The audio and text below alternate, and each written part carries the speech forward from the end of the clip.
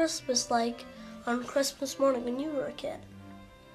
Well, pretty much like it is today. It was pretty exciting. It was different in a number of ways. Electricity was just pretty general in that time in Chicago, and so the big thing was electric Christmas tree lights. Before that, they had candles on the tree, like the kind of candles you see on your birthday cake. That's the kind of candles that are on the tree. And that was the light. When you got electric lights on there, that was really something. Christmas evening was the most exciting part of Christmas that I can remember. All my nieces and nephews were there, and it was quite a glorious occasion for all of us. My father was in business. He had a furniture store. One of his first customers was a Gentile couple. They had no children. And they actually made a Christmas for me. And they had me come to their house. And I remember the doll. They really didn't decorate a lot, but I remember the doll sitting at the foot of the tree. And I felt very important. I really didn't get any meaning out of it as far as Christmas was concerned because I knew about Hanukkah. We didn't have a fireplace, so we didn't have a mantle where we could hang our stockings. So we hung them over the chair, the back of the chair, tied them on there, and then in the morning there would be an orange and an apple in there, and little tiny gifts, and there'd always be a small book that would fit in the stocking for me, and a little doll, and that was our Christmas. I think the thing about Christmas was that we always received books. But they were very important to me. In fact, when I was about 6 years old, I got my first dictionary. And I studied that, and that's what taught me how to spell, and it taught me words. My mother, we lived on a kind of a farm, and she made each one of us pie.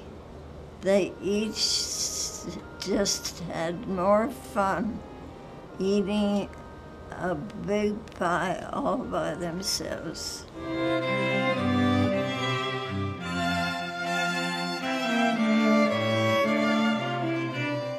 Often we had venison, deer, but we usually had chicken or duck. Prize dinner was the goose or the duck. I don't know which is which. Oh, my gosh, yes. This is when my mother really made the best chocolate cake that I ever had, always on Christmas. We had chocolate cake because she knew I liked it. And sometimes we had turkey. My mother had a big roast beef. Back in those days, you did not have electric refrigeration. You had what was known as an ice box.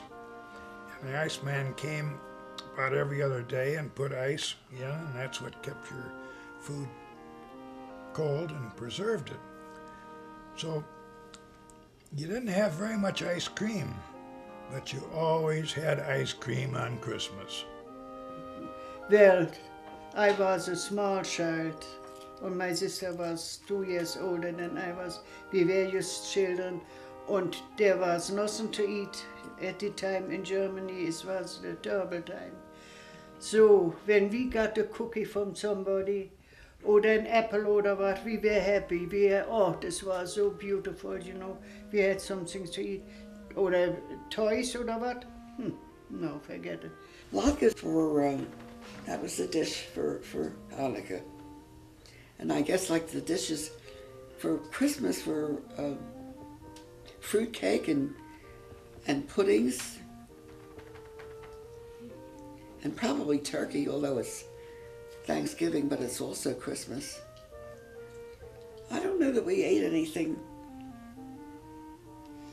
That's special. Seemed to me it was like a Friday night meal with a few extra things in there. There had to be horseradish. I don't know how we could have eaten without horseradish. Well, we made cookies like this, my grandma and I, and frosted them. And we tied a little string around, a little piece of ribbon around the top, and hung them on the Christmas tree. But I thought maybe they should be eaten.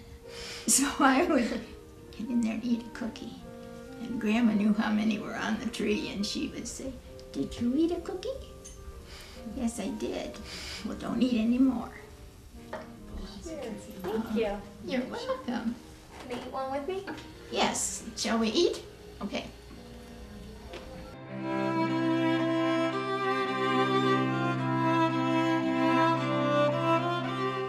That was the big thing, and you got your own little electric train, and you had switches on it. You could switch, so put it on another track and roll around. And you had special cars, like a caboose at the end of a freight train. In those days, you had cabooses. You don't see them anymore. But that was the last car on the train, a freight train, and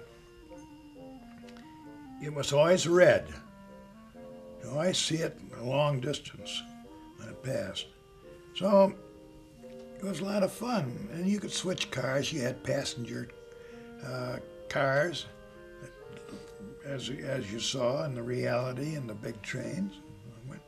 So that was it. So I guess you want to know when I was a child what I got. Well, I got the money. We didn't get fancy. It was Hanukkah gelt. That's where it started and that's where it stayed. When I was a little girl, and I had a cousin that was close to my age, and every year at Hanukkah, her father would give me a silver dollar, and my father would give her a silver dollar. And if you can imagine two little girls in pretty dresses just jumping around and being so thrilled with that silver dollar. And so I remember that after many years. Well, I don't know if you ever saw the little bags of chocolate-covered coins. Well, they started because of the Hanukkah gelt, which means, gelt means money. And that's how they got started with Hanukkah many years ago, and they still continue that. Oh, the dollhouse. That was really the occasion. That you something have to eat. Or maybe got a cookie or an apple from somebody who had a big heart and said, "Here, my child, you don't have anything. Have an apple or an appleseed, an orange." Oh my God, you were rich. You were rich when you got it. I could get a doll, or I could get a toy that an animal, you know, like a little kitty. Always a doll. Always And a book. in the book. What kind of books did you? Well, children's books. Just like little stories. Yes, And the 5 little peppers and how they grew, and some of these that you wouldn't even know about. Topsy doll. Well, the flour sacks used to come with a printed picture of the doll, the front, and then on the back of the sack of flour was the back. And then the arms and legs would be alongside. And she would cut them out and sew them together and then stuff them. My mother asked me to check the linen chest of the linens to look for something. This was about a month before Christmas. She'd forgotten that that's where she'd put the Topsy doll. And so, surprised, I found what she wanted, but I also found the Topsy doll. I knew what I was getting for Christmas.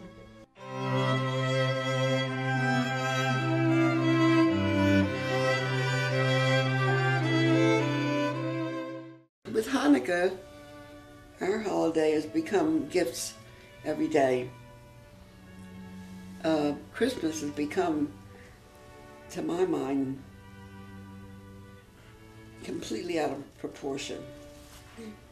I don't know what the idea is of the more you can buy and the more you can spend, the more meaningful Christmas is. I I don't know, I can't think like a young person, but it's shocking to me.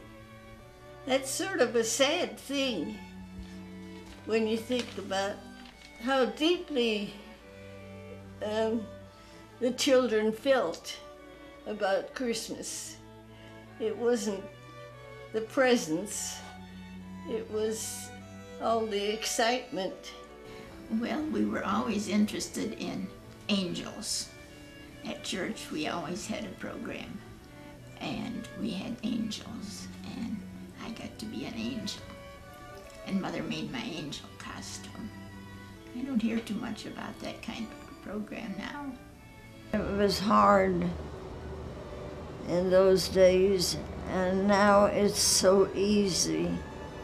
It's pretty much the same today, I think, except you have more things to do, and you have more, I'd say, educational toys that you get that help you in your learning process.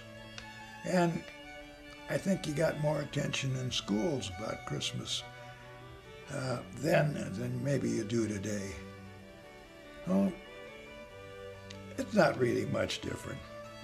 But you just didn't do as much because there wasn't as much to do. You didn't have electric toys, for instance, except for maybe electric train. There are talking toys. There are no talking toys. It's a lot different. It's so commercial now. I mean, now it's gotten so selfish that they think only about themselves and what they can get. Well, I think this has changed quite a bit. And the people, they are more thinking of, oh, what can I do for you, or what can I do for you? They are more giving because they have today stuff they can give away. When we were little, there was nothing there. When you gave a cookie, a homemade cookie, or you gave almost your whole being away.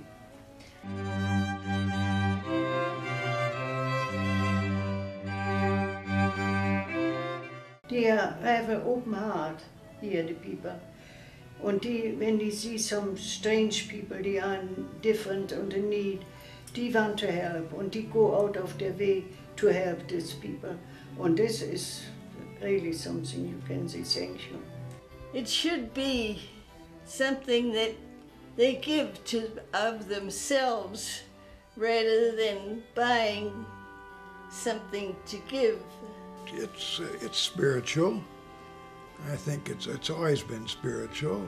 It's time we say thanks for all the blessings we've had all year. Well, the thing is, it's gotten so commercial that they lose the meaning. So often they forget the meaning of Christmas. Story of the Christ Child. My first heartbreak was when neighbor Charles told me that he was sure there was no Santa Claus and listed the reasons. That Father was a Santa Claus. I knew he was right, but hoped he was wrong. Youngsters' wounds soon heal, and the next Christmas I was ready to help little brother Ned to continue to believe. Little word that means so much, and that's love. If everybody would love each other and be kind, and that would be my wish for Christmas. Gee, you ask hard questions. Say that again. What do you think people 11 through 13 should do and should know about the holiday, should remember that? Oh, well, I think by the time you're 11 or 13, you should know all about how Christmas came into being and why it's celebrated in the Christmas world. Where almost every family, especially when I was younger, and in the neighborhood I lived in too, it was all people who were very churchy, to put it simply. And we went to Sunday school and we learned about Christmas and about Jesus Christ, and that was part of the excitement of Christmas. And it was a time of celebration for everybody, for your mother and your father and anybody, your neighbors and so forth. It was celebrating the good fortune of being alive and living in a place where you had freedom, and it was a blessing. Okay.